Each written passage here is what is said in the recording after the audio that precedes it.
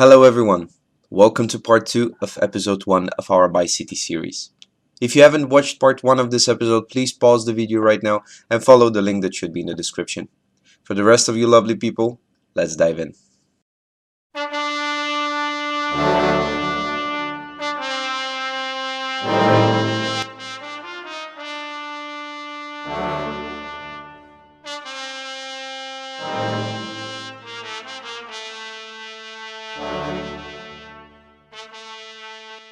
Usually here the clogs that people used to wear, but also the original Delft pottery, Delftware, the Delft Blue, which the Delft Blue, which the town is known for. And they actually have a lot of original second-hand Delft Blue, a lot of it proper antique. And if you look at it, it's very finely painted. So where the Portuguese actually have a similar type of blue pottery that they took from the Chinese, they covered the outsides of their houses with it. But the Dutch actually marketed it properly and made their signature count, and actually perfected the technique of the art, which if you know the brush strokes, you can actually tell if something is a genuine Delft Blue or if it's not. And there are still the forget their names now, the pottery bakers that actually schools of art, and they're considered as such. What you'll also notice is that the shapes of the pottery, you have the different vases that look like a Ming vase, for example, but some of them have the entrances for different tulips, and could carry, in the royal cases, up to 40 or even more tulips. Now, if you think about it, back in the day, there were the tulips were a commodity that was traded by the Dutch, and originally they come from Turkey. So the Turkish Sultan at the time had a Dutch ambassador visiting him, who, as a gift, received 2 tulip bulbs to take home with him for the royal family, and took the tulip bulbs to the Netherlands and gave them to the king and queen, who ate it as a fancy type of onion, as he called it, and not knowing what the tulip bulbs were.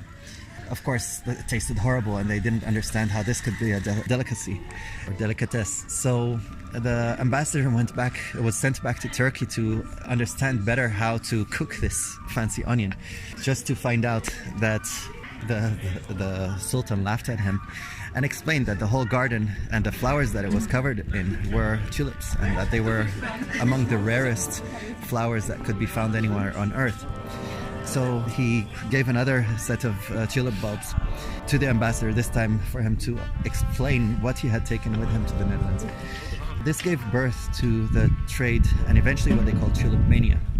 It's a term in economics where the stock market increases the value of a share and people start believing in it so much that you get a bubble, and eventually this bubble bursts. And that's what happened in the Netherlands as well. The tulips were traded, and eventually there was a type of tulip, a certain pattern in them that they did not understand how to replicate. They were trying to look for the gene that would cause it, but they just couldn't find what that gene was, and therefore could not replicate that pattern. So whoever had flower with that pattern would have one of the rarest types of tulip bulbs, some of them reaching the price of the most expensive houses in the center of Amsterdam. So people started taking loans and doing everything to collect any value they could to trade them for these tulip bulbs. And that's where Protestants, who were actually Calvinists, looked at the Catholics and the Jews that were trading them, and where the Calvinists see it as see any indulgence in luxury as a sin and the work of the devil. They painted the Catholics and the Jews as monkeys who were indulging in these extremely valuable, precious material goods, and therefore were considered sinners. At one point, one of the scientists in Leiden, I think it was in the botanical garden, discovered that it was actually not a gene, it was a virus that caused that pattern, and therefore cracked the secret. And the most expensive bulbs went from being something extremely valuable, and with which the rich decorated their houses in the blue china, and that's why the relevance is so important about all the tulip bulbs that fit in there. It was an extreme show of richness, And overnight, those tulips lost all their value, and the richest people suddenly turned into the poorest, and there were people committing suicide and were dishonored by their families because they had taken out loans against all the assets of their families in order to buy a few tulip bulbs, which were now, as we say it in Dutch, je kon ze aan de straattegels niet kwijt. You couldn't even sell them to the tiles of the street.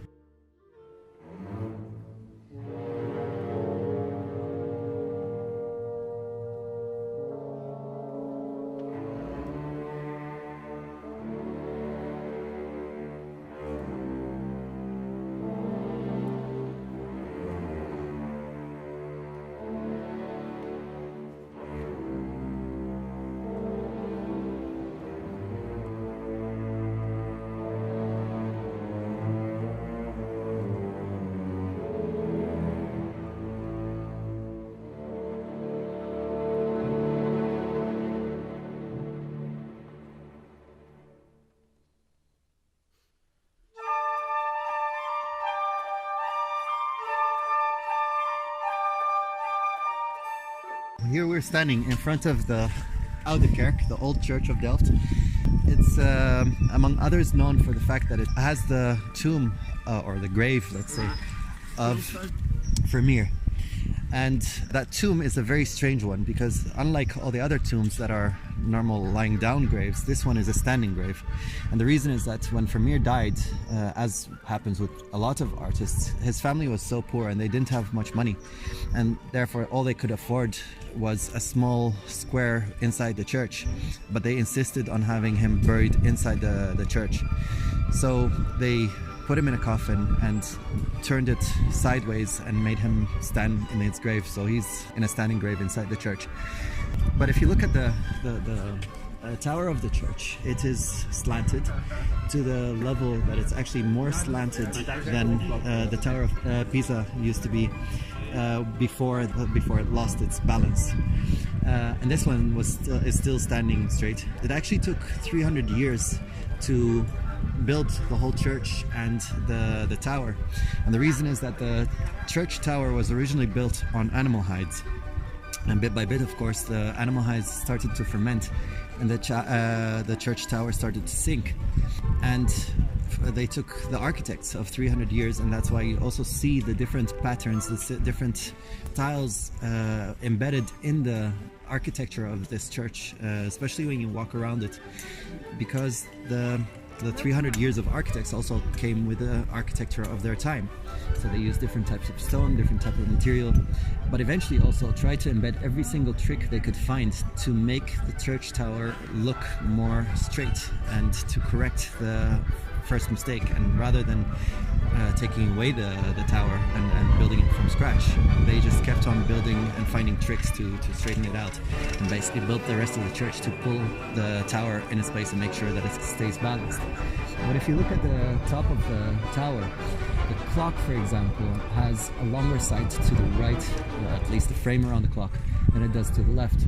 And the towers are different length. There are 4 little mini towers at the top, and each one has a different height in order to make it look more straight. Even the choice of color was done in such a way that it makes it look like it is vertical and straight. But if you're standing underneath the tower and look up, you'll find out that it's actually quite slanted and that all of it are just tricks. Inside the church, if you look at the crests that cover the front part of the church near the tower, you'll find out that there are crests that belonging to the different royal families of Europe. And this is partly because the Dutch royal family married into practically all the royal families of Europe. And therefore, when they made this crest, it represented all of the families which were part of forming the Netherlands.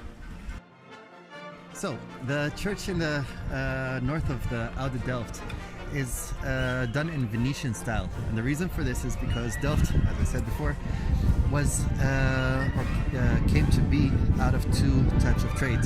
One of them being the butter industry, and the other one being beer. And the reason beer in Delft was such a different trade was that they used hop an ingredient that would give beer its bitter taste, but also made sure that you could keep it for a longer period of time. And as a thank you from Venice, which was a city that also became known for its beer, they gave this white bridge to connect the two sides of the river where the owner of the brewery used to live and the actual brewery.